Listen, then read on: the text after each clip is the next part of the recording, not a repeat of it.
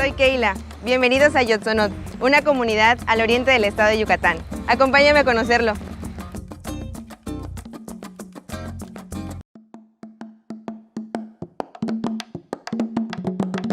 Le village de Yoxonot, hameau de 1200 habitants, est situé au cœur de la municipalité de Yaxcaba, sur l'axe routier secondaire entre Valladolid et Mérida.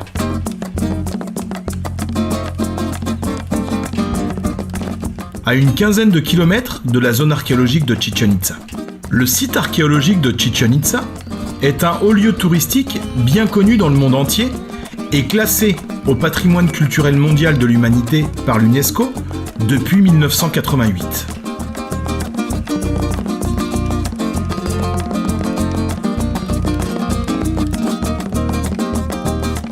Yoxonot compte plusieurs cénotes. Mais qu'est-ce qu'un cénote ?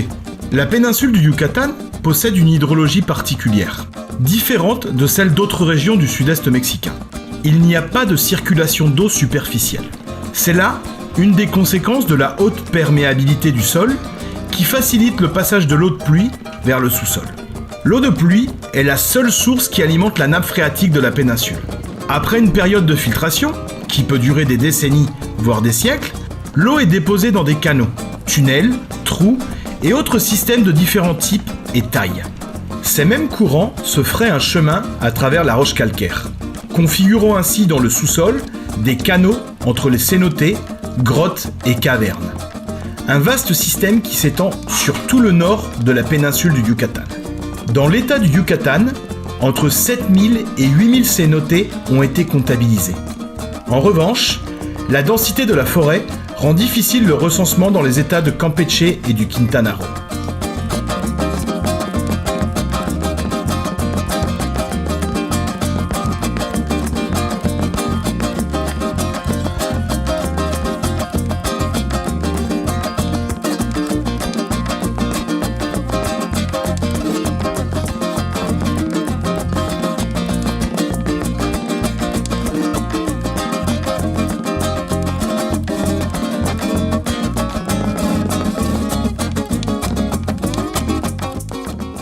Le mot cénote, dérivé du vocable maya tsonot ou tsonot, désigne une caverne avec un dépôt d'eau.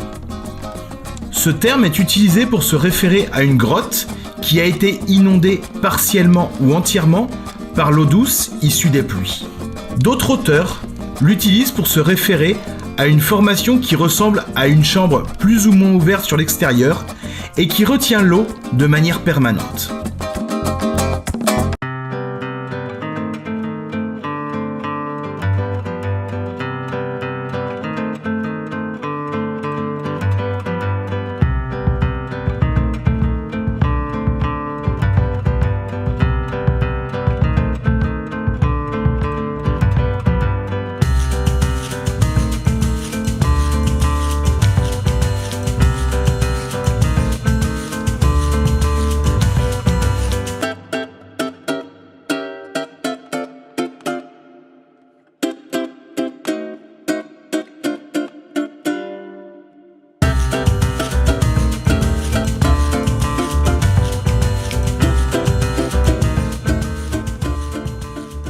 Les cénotes sont emblématiques de la péninsule du Yucatan, principalement des états du Yucatan et du Quintana Roo, dont le sol karstique favorise ces formations. Leur forme et leur taille varient en fonction du terrain et de l'éboulement qu'aura subi la cavité au fil du temps. De sorte que, sur tout le territoire péninsulaire, il est difficile de trouver deux cénotes qui se ressemblent en tout point. Llegado a nuestro destino. Pero antes de entrar al cenote, recordemos lo importante que es realizar los protocolos de higiene y seguridad. ¡Vamos! Les récits de la mise en tourisme du cénote de Yoxonot varient en fonction de l'informant, de son statut endogène ou exogène par rapport à la communauté maya. C'est le cas d'ailleurs pour la plupart des lieux touristiques du Yucatan. Les différentes versions s'accordent néanmoins sur l'année où la mise en valeur du cénote de Yoxonot a commencé, à savoir 2005. Cette année-là, un fonctionnaire de la Commission nationale pour le développement des peuples indiens, invita les habitants du village à participer au programme de tourisme alternatif en zone indienne. Dès la 3e assemblée de l'Ejido au Mexique est une terre cultivée en commun, 60 personnes se prononcent en faveur de la participation du village au projet, dont la première étape fut le nettoyage du cénote réalisé par un groupe de bénévoles. En effet, le terrain était l'ancienne décharge du village. Au cours de cette activité, beaucoup des villageois ont fini par démissionner, et le groupe s'est ainsi réduit à 25 personnes. C'est finalement, avec le soutien du secrétariat de l'écologie du gouvernement de l'État du Yucatan, que ce travail a pu être mené à bien. Des plongeurs spéléo ont notamment été envoyés en 2006 pour sonder et nettoyer le cénote afin de recevoir les certifications sanitaires et environnementales élémentaires pour un usage touristique. Estamos listos. Vamos.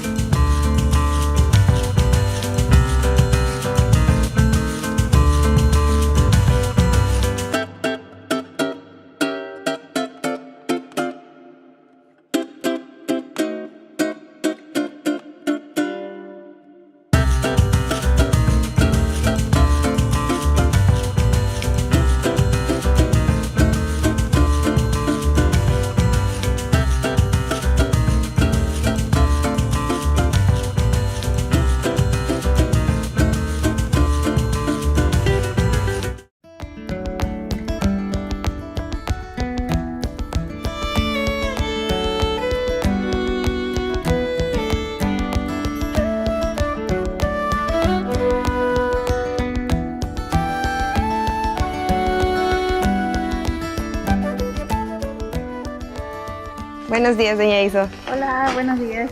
Bienvenidos al cenote Yoxonot. Somos una cooperativa de 16 familias que trabajamos aquí. Disfruten su estancia.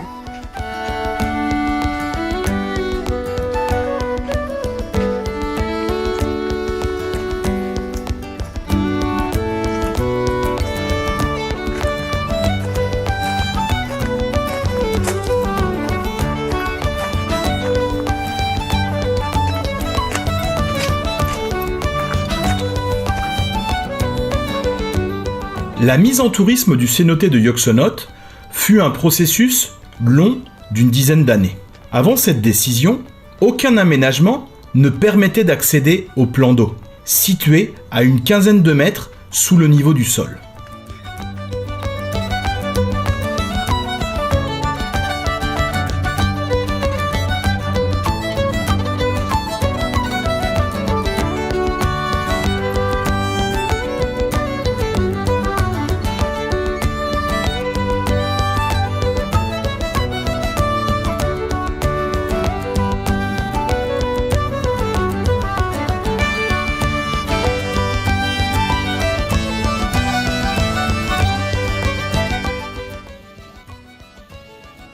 Seguro habrá otras vistas más impresionantes. Différentes infrastructures ont été financées par le gouvernement fédéral mexicain. Construction de la cuisine, du restaurant, de différentes plateformes et de l'escalier d'accès au cénote, d'infrastructures de rappel, de tables de pique-nique, de la maison d'artisanat, de la réception, de vestiaires, des palapas de repos et aussi des toilettes avec système d'assainissement écologique.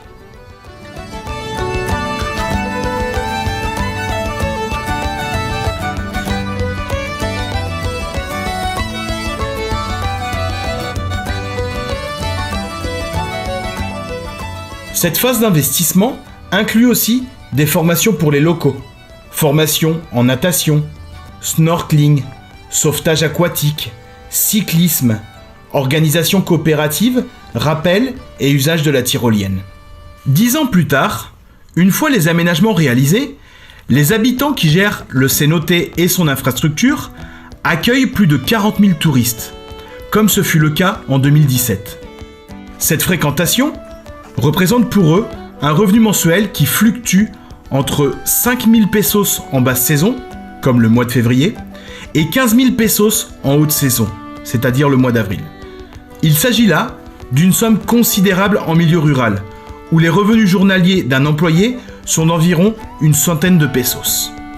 En plus, les associés ont créé une quinzaine d'emplois, et certains jeunes et femmes du village qui ne souhaitent pas migrer vers Cancún ou la rivière La Maya et qui n'ont pas eu la possibilité de faire des études secondaires ou universitaires peuvent ainsi bénéficier d'un travail au sein même de leur village.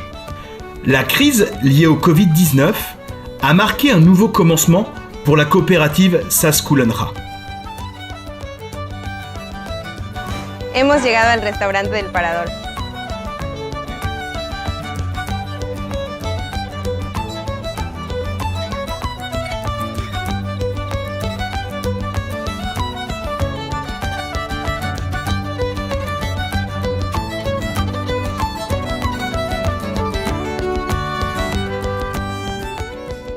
Huele delicioso, pero nuestro camino no termina aquí. Vamos.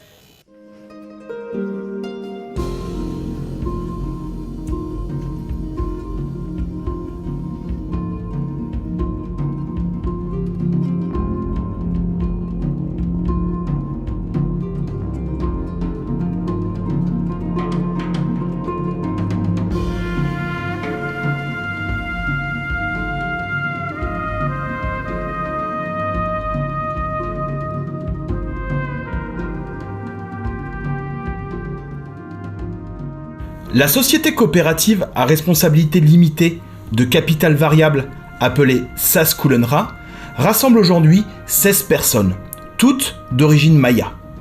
La société coopérative compte sur un conseil d'administration, qui oriente les décisions à prendre par l'Assemblée, qui, elle, se réunit une fois par mois. La division des tâches se réalise comme suit. La réception et le guidage des activités de tourisme d'aventure, accrobranche, rappel, tour en VTT, est assurée par 7 personnes. 1 ou 2 maîtres nageurs font la surveillance de la baignade. 6 personnes s'occupent de la restauration et du service. Et 2 seulement du nettoyage et de la maintenance. Pour l'opération des activités de l'entreprise sociale, les associés sont divisés en 2 groupes. Les groupes de travail comptent avec la présence des responsables de chaque zone, réception, billetterie, nettoyage, cuisine et maître nageur. La charge de travail étant conséquente, les associés ont employé des travailleurs. Quand un grand groupe de touristes ou de visiteurs arrive, tous les associés et les travailleurs sont mobilisés. La répartition de la trésorerie se réalise tous les mois et les revenus se divisent en 3 postes.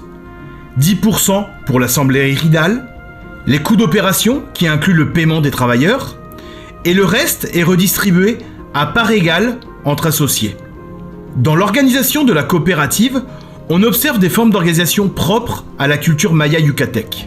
La délégation aux membres de la famille et aux enfants en particulier, les formes traditionnelles indiennes d'apprentissage, la farina, qui signifie aujourd'hui le travail collaboratif pour le bien commun, et la pluriactivité de l'économie paysanne.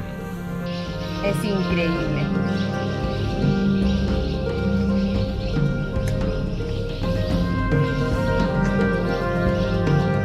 Un chapuzón no nos caería nada mal. Vamos.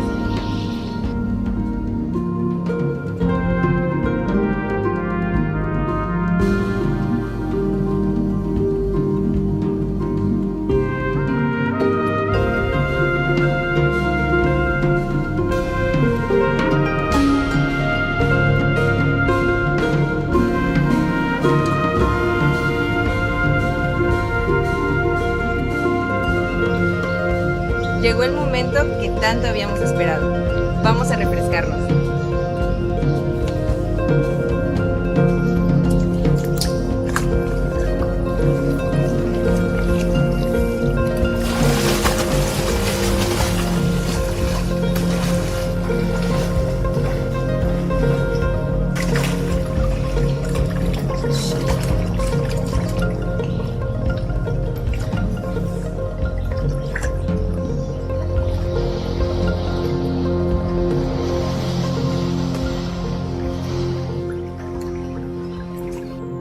La sociedad cooperativa SAS Cullenra tiene un compromiso con el medio ambiente.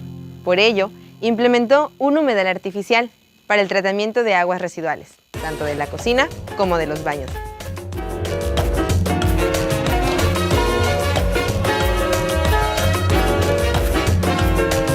Y hablando de cocina, ese chapuzón nos dejó un poco hambrientos, ¿no? Vamos a la cocina a averiguar un poco sobre cómo se preparan los platillos tradicionales de la región.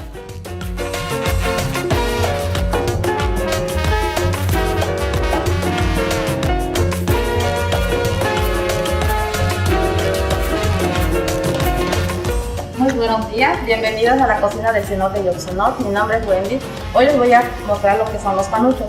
Los panuchos son algo típico de acá, que son tortillas hechas a mano y se rellenan de frijoles. Los vamos a acompañar con lo que son romanitas. Ponemos romanitas.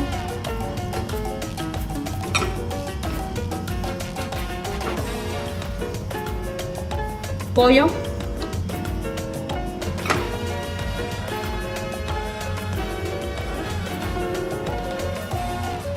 Tomate y la cebolla. Estos son típicos de nuestra región. Ahora mi compañera les va a enseñar el siguiente platillo. Hola, buenos días. Mi nombre es Diana y yo les voy a enseñar lo que es el bokchuk. El bokchuk es milanesa de cerdo acompañado de frijol,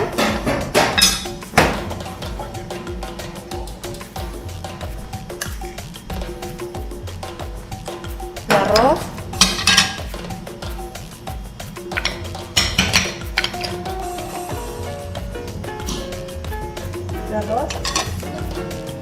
totopos,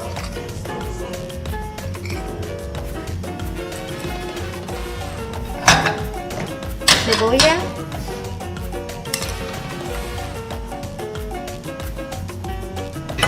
y se acompañan con tortillas de maíz hechas a mano. Les mostramos los platillos.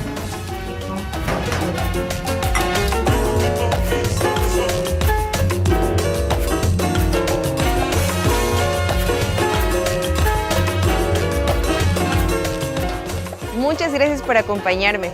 Vamos a pasar con los socios de la cooperativa para que nos cuenten un poco de la historia de cómo inició todo este proyecto. Et ici, on est en train d'installer différents systèmes pour justement qu'il y ait une télécommunication, une communication meilleure entre justement la coopérative,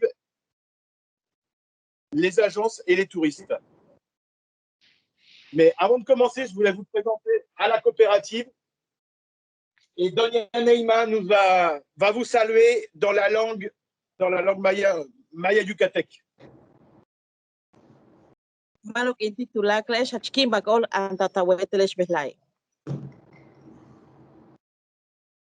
Alors, je vais vous présenter maintenant les membres de la coopérative.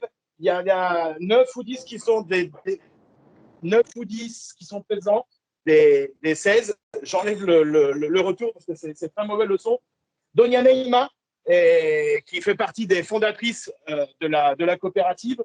Doña Tere, derrière son masque, vous avez tous vu que ici, on a tous un masque parce qu'on est dans des conditions sanitaires particulières, comme vous connaissez. Doña Lourdes, une des fondatrices de la coopérative. Doña Isolina, l'actuelle trésorière de la coopérative. Mauricio, fils d'un associé qui s'appelle Don Filomeno. José,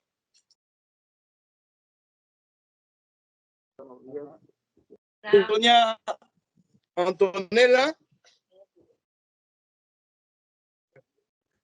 Doña Elvia, une des fondatrices de la coopérative, et Don Luis, aussi un membre de... Buenos días, bienvenidos acá en el cenote Yoxonot. Hay tirolesa, rapel, para que disfruten el cenote de Yoxonot. Alors là, c'est marrant, on entre dans le Michel Drucker dirait dans les havres du direct.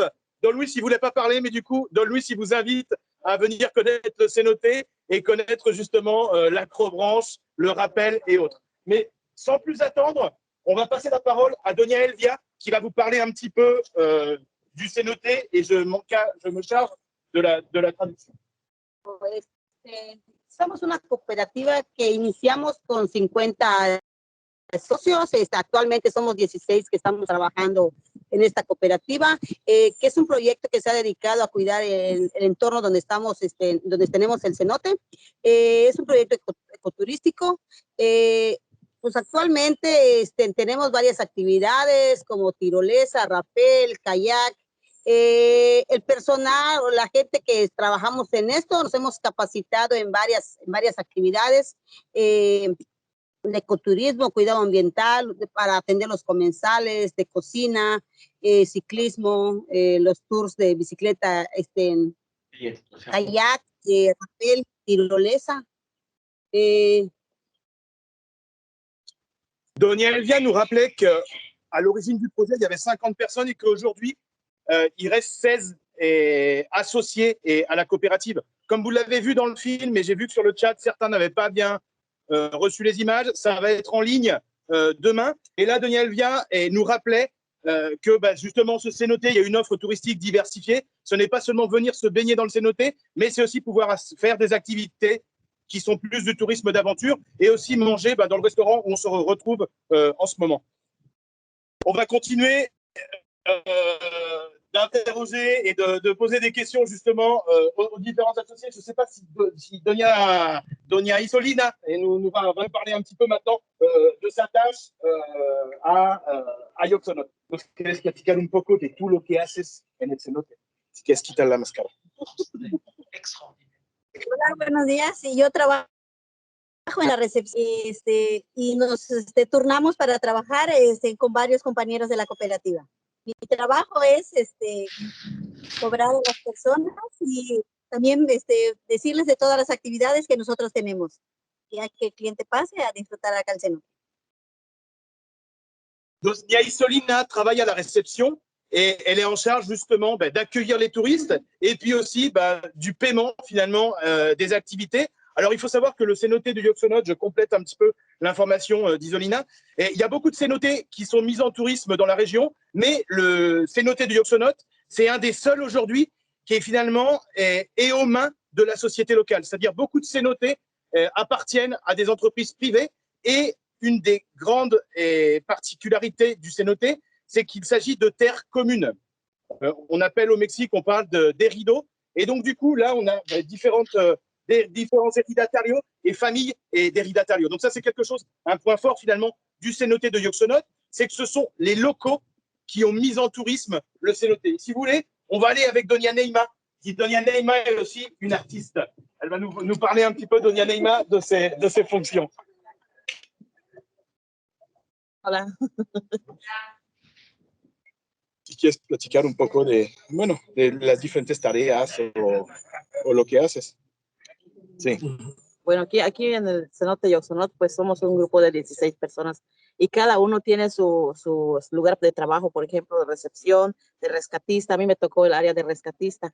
Entonces, ahí pues entrenamos a los muchachos también, han tomado también talleres para que ellos puedan rescatar a las personas en caso de que alguien no tenga el chaleco salvavidas.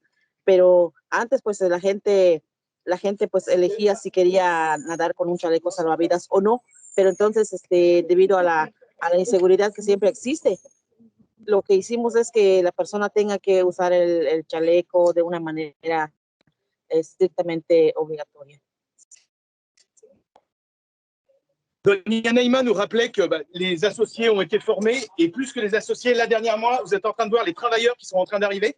Alors, comme on vous a dit durant le film, les associés ont été capables en plus de leurs 16 finalement emplois, ils ont été capables de créer une quinzaine d'autres emplois qui aujourd'hui, et vous pouvez le voir, tout le monde est ici, on est dans une période de crise, mais les coopératives, à la différence certainement d'autres hôtels dans la région ou d'autres entreprises, ont maintenu quelque part les emplois.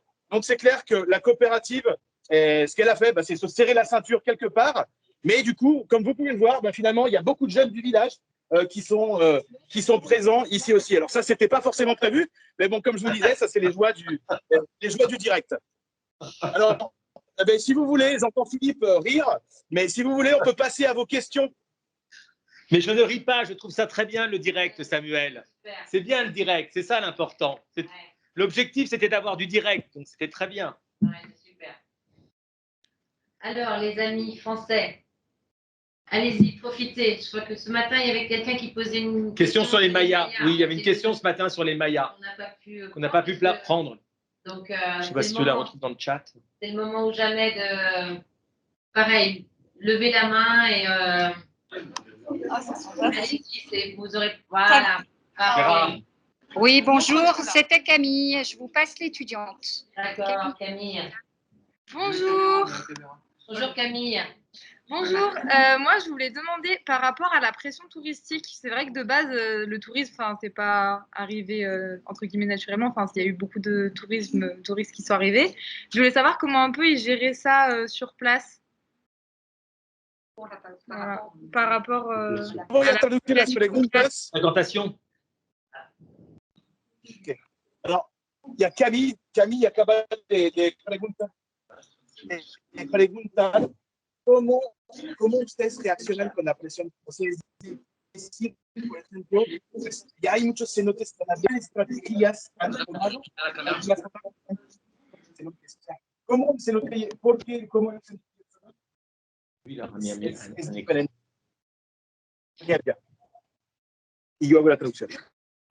Bueno, nos hacen diferentes porque somos un proyecto comunitario que participa la mayoría mujeres y además nos dedicamos, como decía al principio, a cuidar el entorno ecológico. Tenemos un humedal donde le damos tratamiento a las aguas, cosa que otros cenotes que están a nuestro alrededor no lo están llevando a cabo. Entonces nosotros cuidamos toda esa parte para que podamos convivir bien y estemos bien con el medio ambiente. Alors, Donia vient nous rappeler que la différence du projet face à cette pression touristique, c'est qu'ici, on est dans un village, justement. Et un village qui essaye, ou des représentants du village, qui essayent de préserver aussi l'environnement ou de vivre mejor dicho, ou d'une meilleure manière, qui essayent de vivre en harmonie, finalement, avec l'environnement social et l'environnement environnemental. Et elle expliquait aussi que oui, il y a beaucoup de cénotés autour. Et dernièrement, avec les étudiants qui m'accompagnent et avec lesquels on va montrer tout à l'heure, on a détecté plus de 36 cénotés qui justement étaient ouverts dans la région.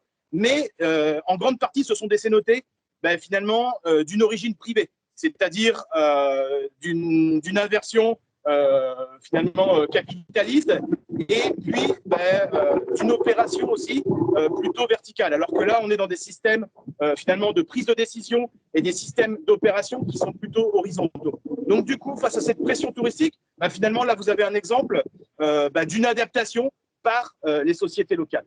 Merci Camille pour la question.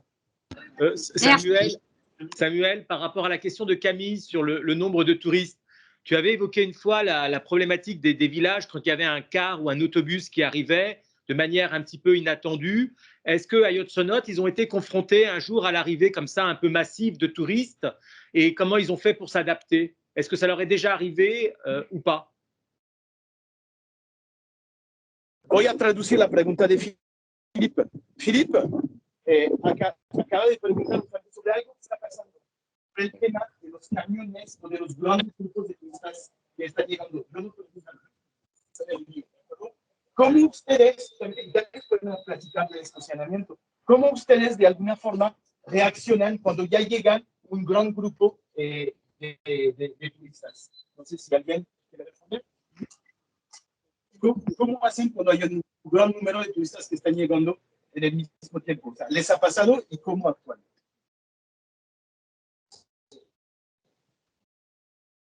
Pues lo que nos ha pasado es que tenemos muy poco estacionamiento, pero entre todos los trabajadores que estamos, uno sale de los trabajadores y va acomodando los carros y los autobuses que nos han llegado todo alrededor del espacio del cenote.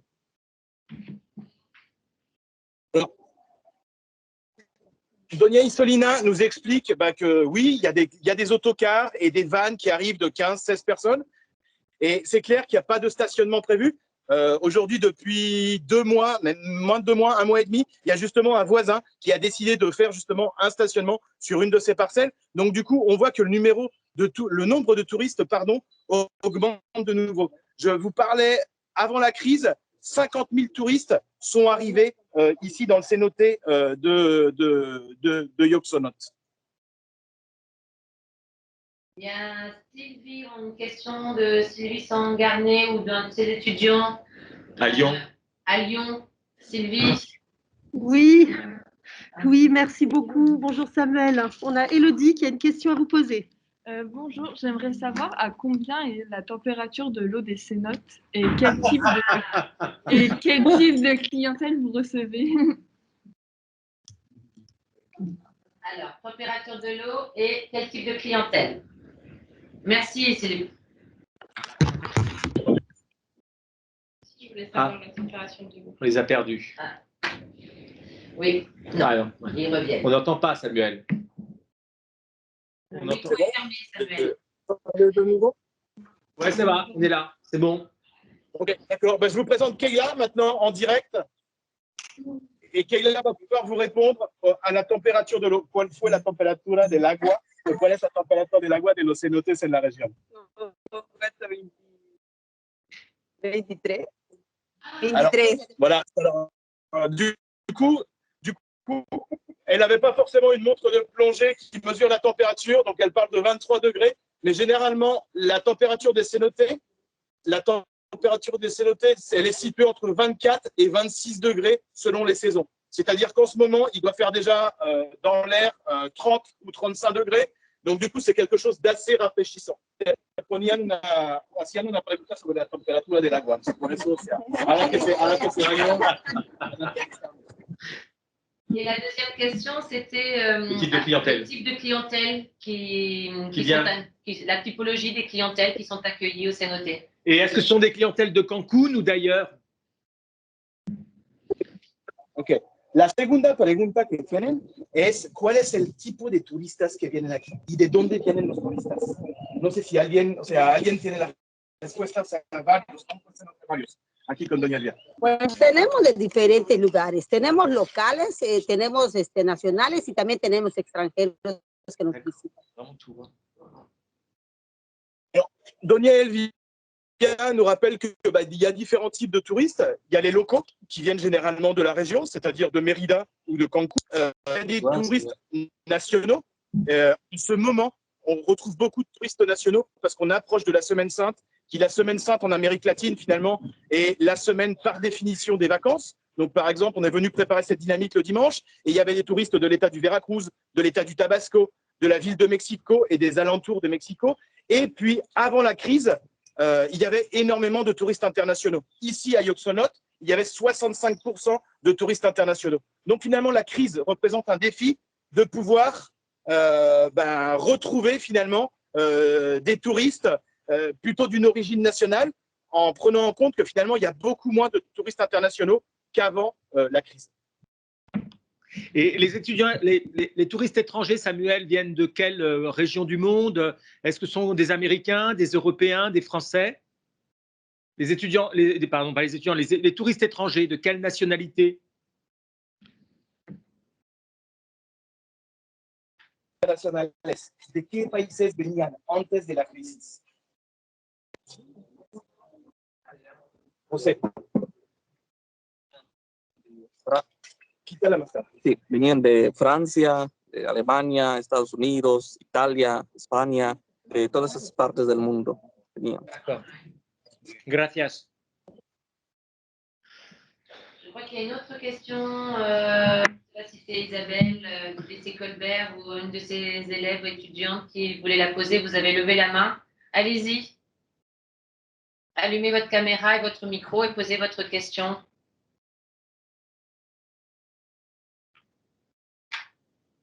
Isabelle? Namelou? Non. Est-ce que quelqu'un, Isabelle, a priori... Alors, Sylvie. Oui, c'est encore nous, pardon. On a une deuxième question de Marianne cette fois-là. Bonjour, du coup, j'aimerais savoir comment est-ce que la coopérative fait pour préserver les cénotes et est-ce que les touristes peuvent contribuer à la protection des cénotes? Si oui, comment?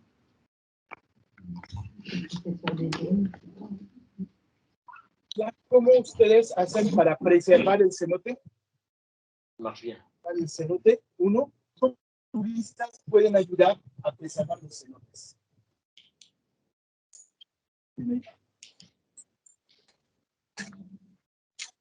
Desde que llega el turista al cenote Yoxonot, ahí tenemos la entrada, las indicaciones que deben de seguir, cómo deben de cuidar el medio ambiente, y si vemos que traen ellos una neverita con refresco, con comida, nosotros entrando les decimos que tienen que sacar esa basura, y el personal también se encarga de que no haya ningún tipo de basura entrando a la tarde. Ellos recogen toda la basura que hay, la seleccionan, la llevamos en su lugar debido.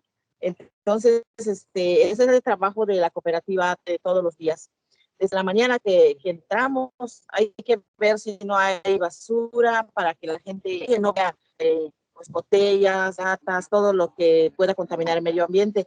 Y en el transcurso del día, pues también si se ve basuritas, el personal se tiene que encargar de sacarlo. Y en la tarde también, cuando se cierra el lugar, ya no debe haber ningún tipo de contaminantes en el suelo. Entonces, cuando la gente entra en el cenote, pues también tienen que ducharse antes de entrar, porque a veces se tienen bloqueador, cremas, para que puedan entrar en el cenote. Entonces, hay que estar constantemente vigilando que todo esté como lo pide el medio ambiente. Voilà, alors Donia Neymar rappelait que tout d'abord, eux, finalement, le cénoté, c'est aujourd'hui leur source de vie. C'est-à-dire qu'il y a plus de 30 personnes qui vivent grâce au cénoté. Une des dernières installations qu'ils ont réalisées, elle apparaît, nous on appellerait ça un espace, une zone d'assainissement écologique. Ici en espagnol, on dit humedal. Et donc du coup, c'est pour essayer de traiter les eaux usées de telle manière que l'eau soit au moins réutilisable pour le traitement et pour l'arrosage des plantes. Donc ça, c'est quelque chose qui a été mis en place au cours des 3 dernières années avec différents projets où participent justement des étudiants de l'université et sous des techniques de recherche-action participative. Et ensuite, elle a parlé du rôle des touristes. Et dans le rôle des touristes, elle a évoqué 2 choses. La première, c'est tout le thème des déchets. On pourrait voir derrière nous, mais il y a différentes poubelles qui sont situées derrière nous où les touristes doivent faire un tri sélectif. Et eux, ils encouragent, par exemple, ici, c'est vrai que les touristes locaux, par exemple, quand ils viennent dans ces zones, d'accord, avec des tables de pique-nique ou autres, ils arrivent avec une glacière. Et puis, très souvent, dans nombre de cénotés, ce qu'on retrouve, c'est les canettes ou les bouteilles de verre qui restent à la surface, et puis tout un tas de déchets, finalement, qui traînent autour des cénotés. Donc là, quand on entre dans le cénoté, il y a toute une plática, une charla, Doña Isolina échange avec les touristes justement pour conscientiser. Et le deuxième point qu'elle a évoqué, c'était justement sur tout le thème des crèmes solaires et puis des lotions anti-moustiques, d'accord, qui ont une charge de produits finalement toxiques, de produits chimiques. Et on demande aux touristes finalement de prendre une douche d'eau pour se rincer avant de rentrer, justement, avant de se baigner dans le cénoté.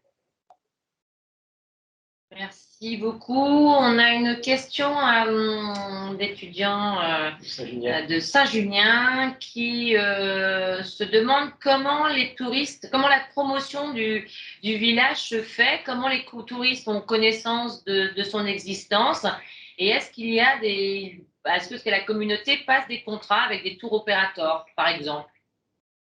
Comment la promotion du site se fait-il? Par quel biais?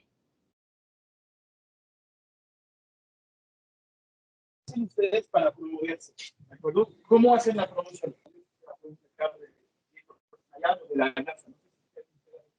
sea, y de la promoción que ustedes hacen, Facebook, o sea, el WhatsApp, o sea, no sé. ¿Alguien quiere venir?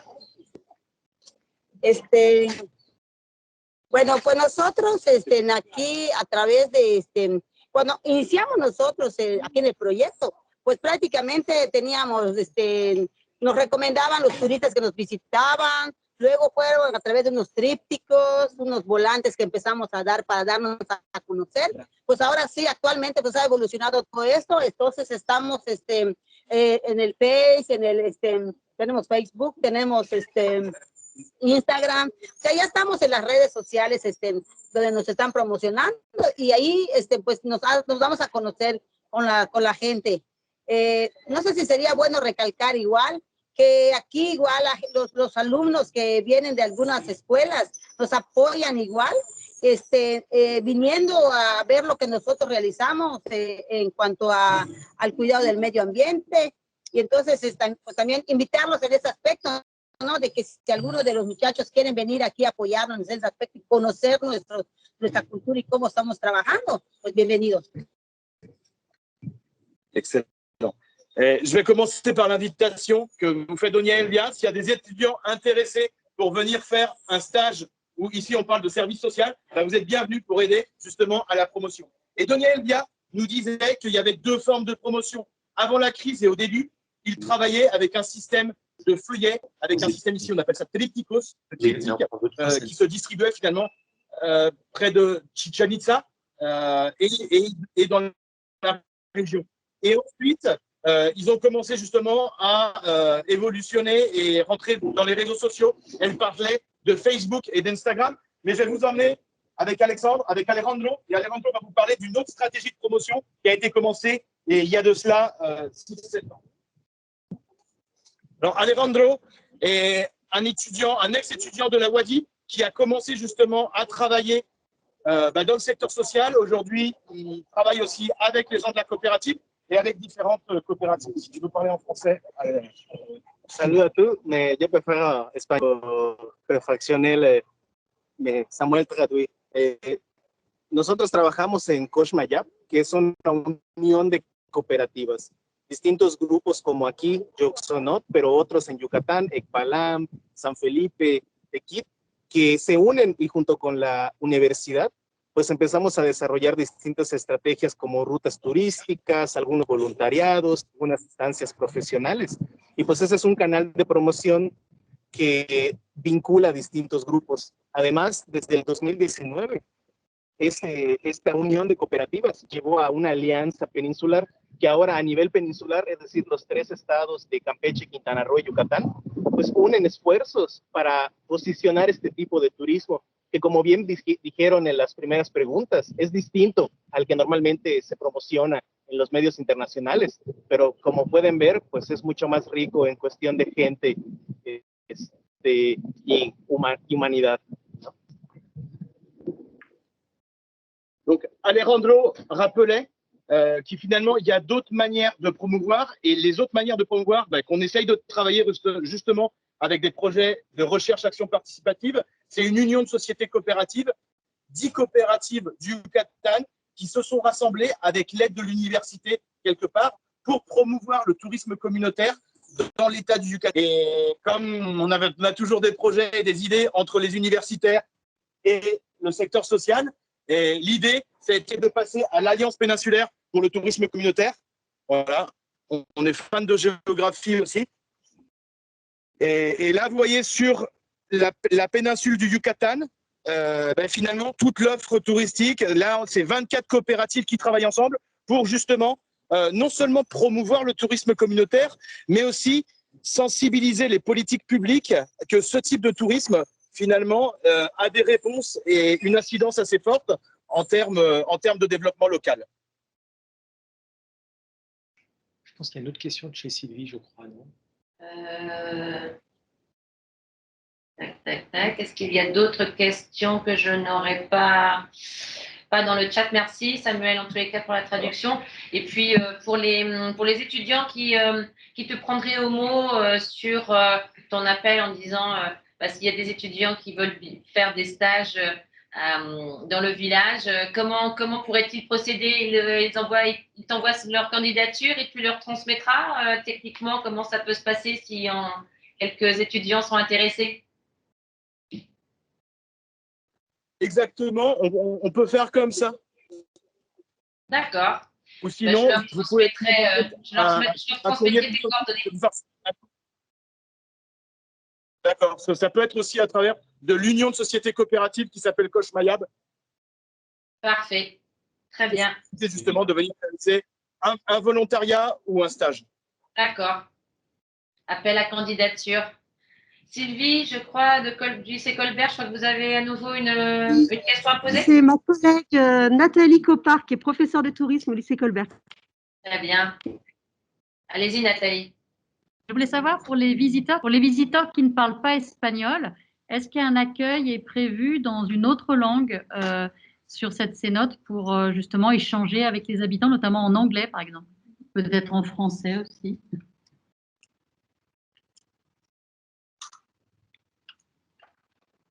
Hay una pregunta ahorita de una profesora y ella pregunta si ustedes platican otros idiomas que el idioma español. Alors, la réponse qui a été la réponse qui a été unanime, c'est très intéressant. Ça a été un sourire et ça a été de répondre. L'autre langue que l'on parle, nous, c'est la langue maya. Mais comme vous pouvez voir, je vais vous montrer que finalement, d'autres langues sont prévues.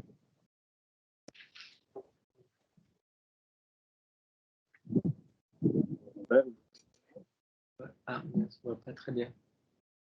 ¿Qué es eso? En anglais.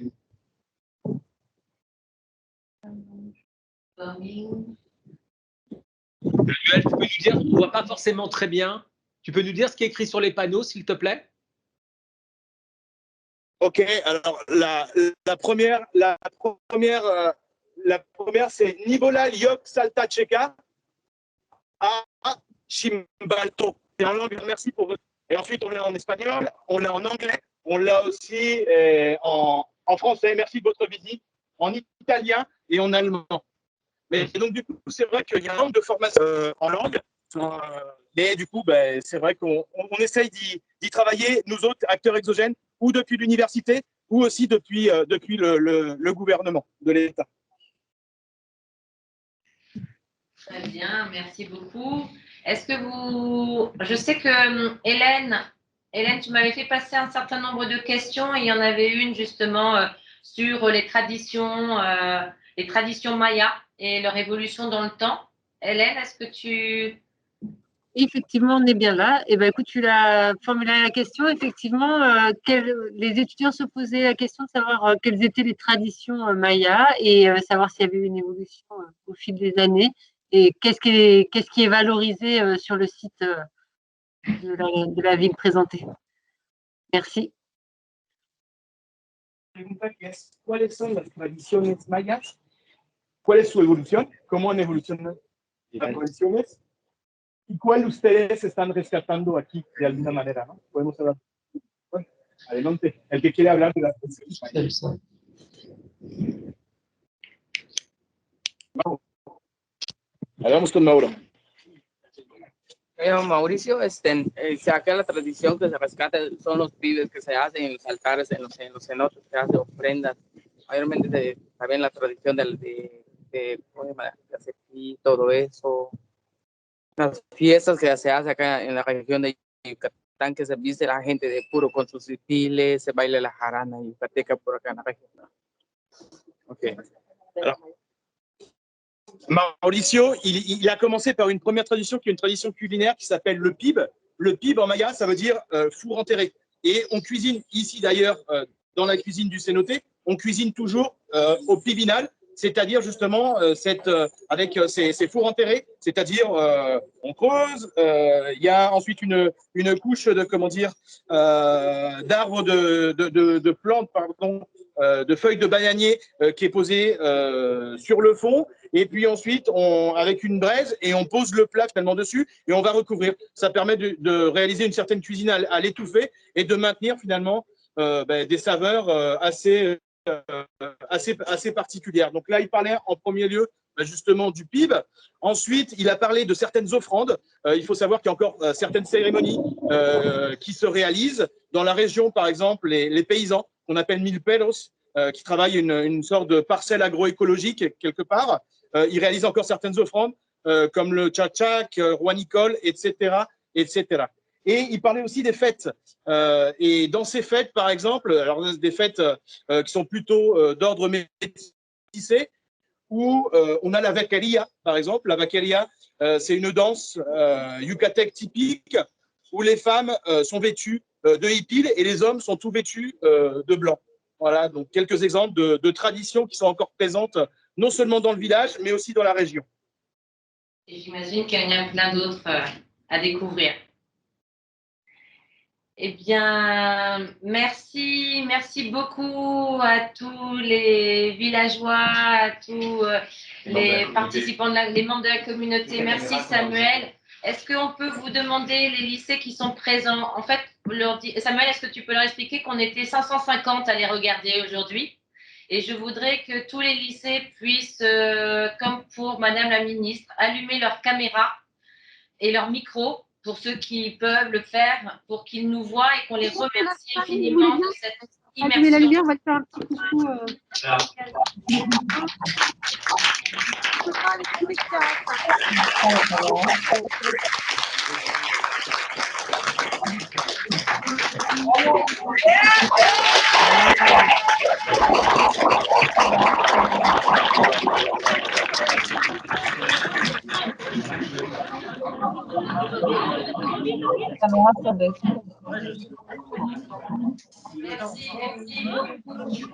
Merci infiniment, Samuel. Super. Vas-y, Samuel, vas-y.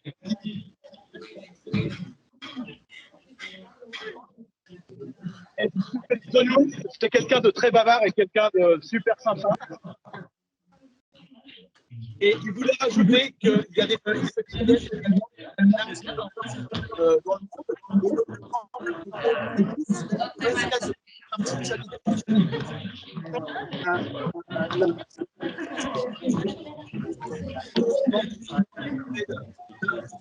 Éteignez vos micros, s'il vous plaît, parce qu'on n'entend plus Samuel.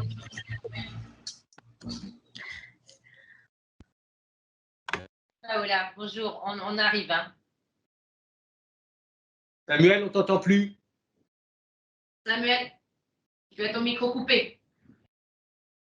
Ok, je n'ai plus de son non plus, mais là, c'est bon, vous m'entendez? C'est bon. Non, parce qu'on avait tous allumé nos micros, donc du coup, ça faisait parasite. Vas-y, Samuel, on te laisse le mot. Don Luis, en fait, rappelait que finalement, c'est la proximité de Chichén Itzá qui permet qu'aujourd'hui, dans ce village, il y a des gens de tout le monde entier, finalement, qui viennent. Et je disais que Don Luis était une personne non seulement très bavarde, mais super sympa. Et donc, du coup, il voulait rajouter absolument cette information qui est importante, finalement. Parce que si on ne comprend pas qu'il y a un haut lieu touristique proche de, finalement, ce cénote, c'est vrai qu'on ne comprend pas forcément la dynamique de la région. Tout à fait. Merci. Merci Samuel, merci à vous tous. Bravo. À bientôt Samuel. À bientôt. Salutations à tout le monde.